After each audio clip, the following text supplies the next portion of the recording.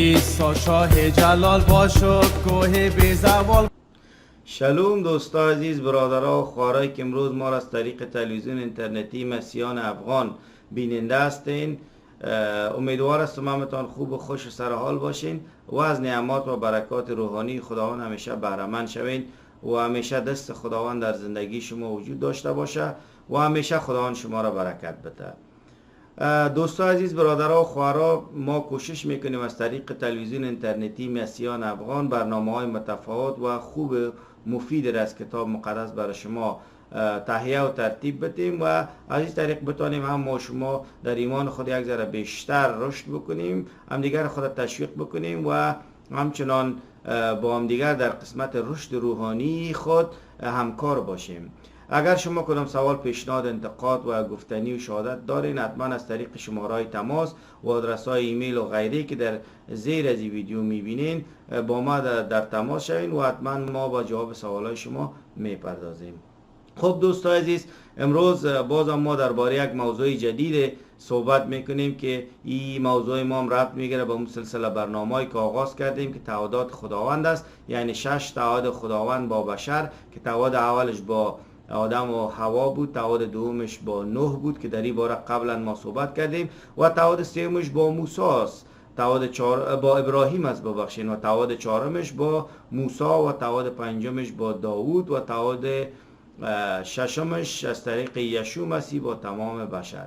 البته باید بگویم دوستان عزیز که وقتی خداوند با حوا و آدم تعهد بسته کرد که راه نجات را بر از اونا بیان کرد، این تعهد در حقیقت با تمام بشر بود. خداوند نه تنها برای حوا و آدم محبت و فیض خود را نشان نداد، بلکه از طریق از اونا با همه بشر محبت و فیض خود را نشان داد. وقتی خداوند با نوح تعهد بسته کرد که او خانوادهش زنده بمانند و دیگه بشر را کره زمین از بین نمیبره یک سره و به طور کلی، البته این تعهد تنها با نوح و خانوادهش نبود، بلکه این تعهد با تمام بشر بود و از طریق از او ما شما میبینیم که محبت و فیض خداوند بر هم بشر ظاهر شد. اگر با حوا و آدم و تعهد بسته نمیشد، امروز راه نجات با ما وجود نداشت. اگر با نوح و خانوادهش تعهد بسته نمیشد، امروز ما در روی کره خاکی وجود نمی داشتیم. پس دوستان عزیز، در حقیقت این تعهدات خداوند با حوا و آدم و با نوح و خانوادهش بسته کرده، این تعهدات با تمام بشر بوده و از طریق از این تعهدات ما محبت و فیض خداوند را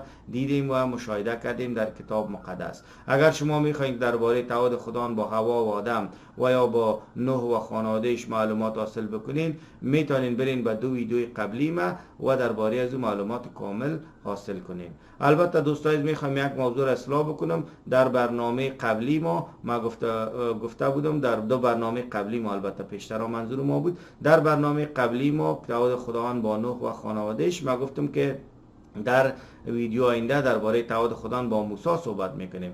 البته منظورم ابراهیم بود، پس در این ویدیو ما راجع به تعهد خداوند با ابراهیم صحبت میکنیم و در ویدیو آینده باز درباره تعهد خداوند با موسی صحبت میکنیم. خب تعهد خداوند با ابراهیم چی بود؟ یک زمان وقت بعد از نوح نسل بشر دوباره پس زیاد شد و در روی زمین میبینیم که انسان ها پراگنده شدن و بالاخره در هر جای دنیا انسان ها وجود داشت.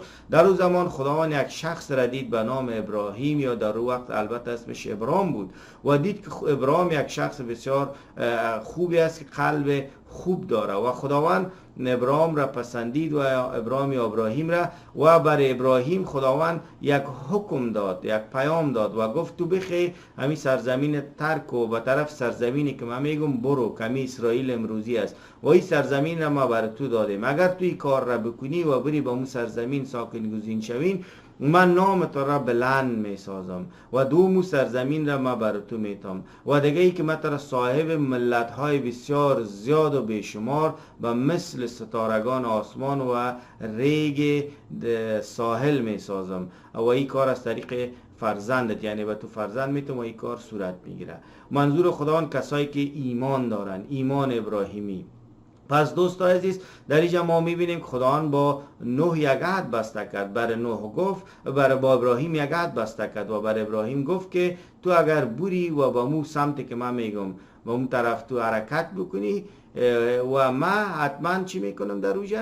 امرای تو هستم و نامت را بلند میسازم، بر یک سرزمین میتم و یک نسل بیشمار از تو به جا گذاشته میشه. امروز اگر پیش از این که ما کتاب مقدس را بخوانیم میبینیم که نام ابراهیم واقعا که در بین انسانهای دنیا مشهور است و خدا برای تعهد خود وفا کرده.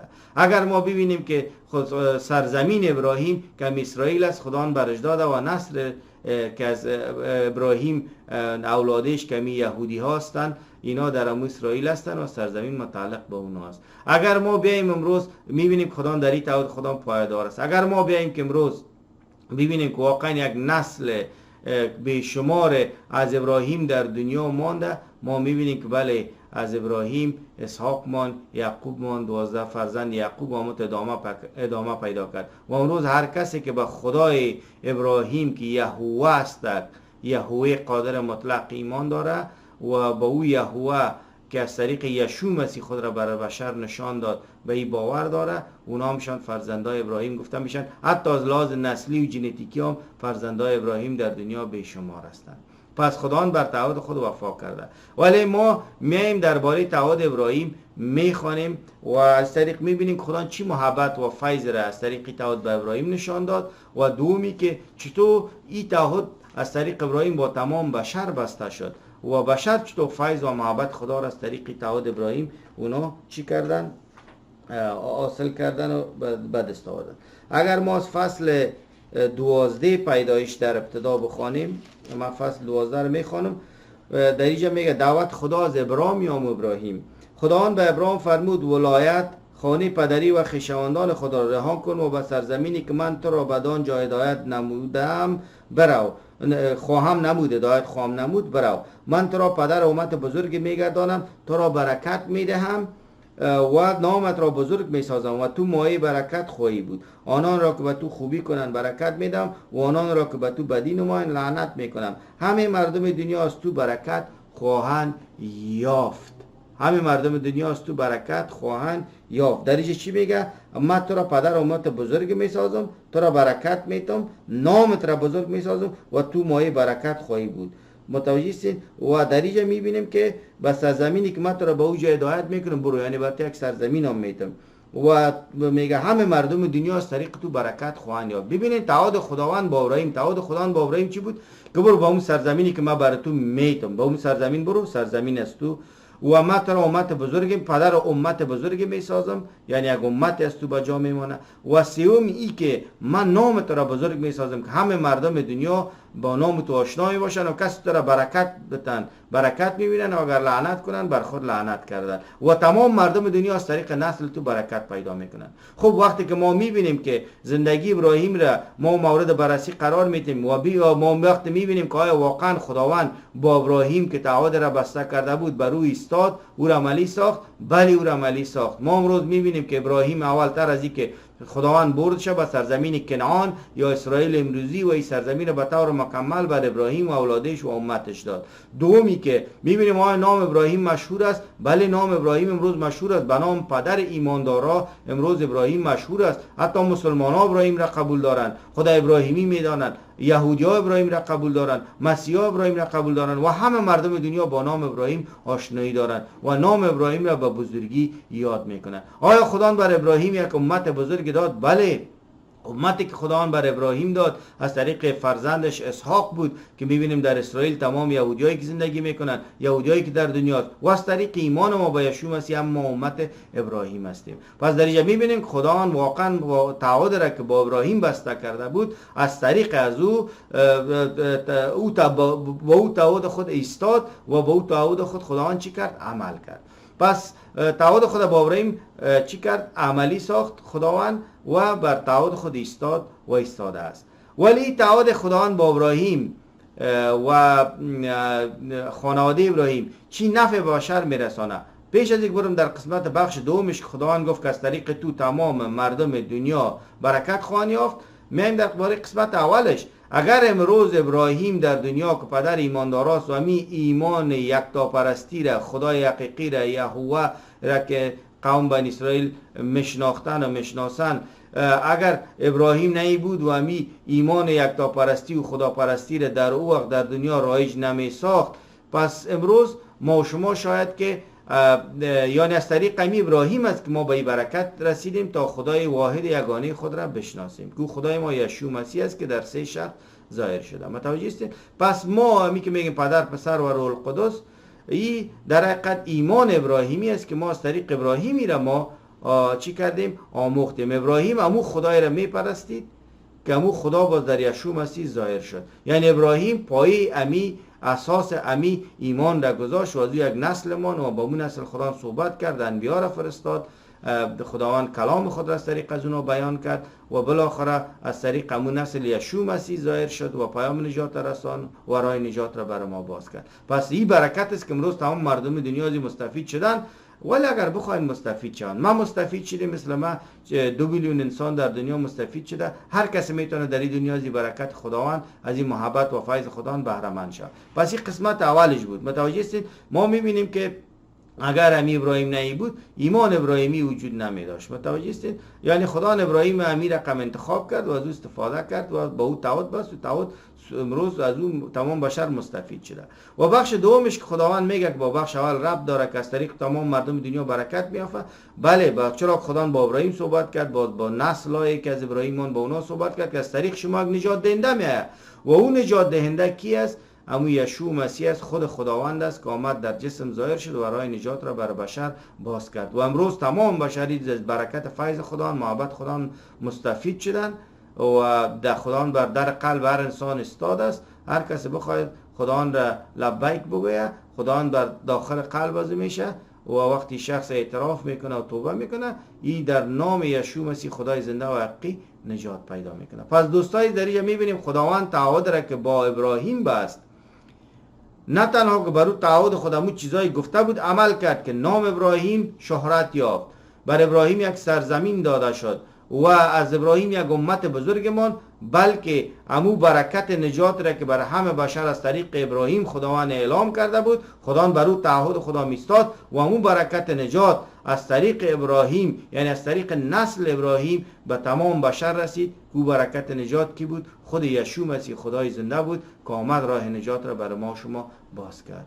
این یشوع مسیح امو فرزند زن بود که خداوند برای آدم و حوا وعده کرده بود و ما و شما این را میبینیم. این یشوع مسیح در حقیقت همون کشتی نجات نوح امروزی است که هر کسی وارد یشوع مسیح شود نجات پیدا میکنه و در این طوفان و سیل هلاکت دنیا هلاک نمیشه. پس اگر شما میخواین که امروز نجات پیدا کنین، واقعا میخواین که از محبت خداوند و فیض خداوند بهره مند شوین، هیچ نیاز ندارین با هلاکت روبرو شوین، هیچ نیاز ندارین ترس از دوزخ داشته باشین، هیچ نیاز ندارین که شما با او بدبختی‌های مثلا گناه و غیره روبرو شوین. شما بیاین به نزد یشوع مسیح. یشوع مسیح شما را در آغوش خود میپذیره، شما را در آغوش خود میگیره و بر شما یک زندگی نو میده. روح مسیح در شما ساکن میشه و شما نجات پیدا میکنین. دوستان عزیز، شما نجات یافتگان میباشین، فرزندان خداوند میباشین.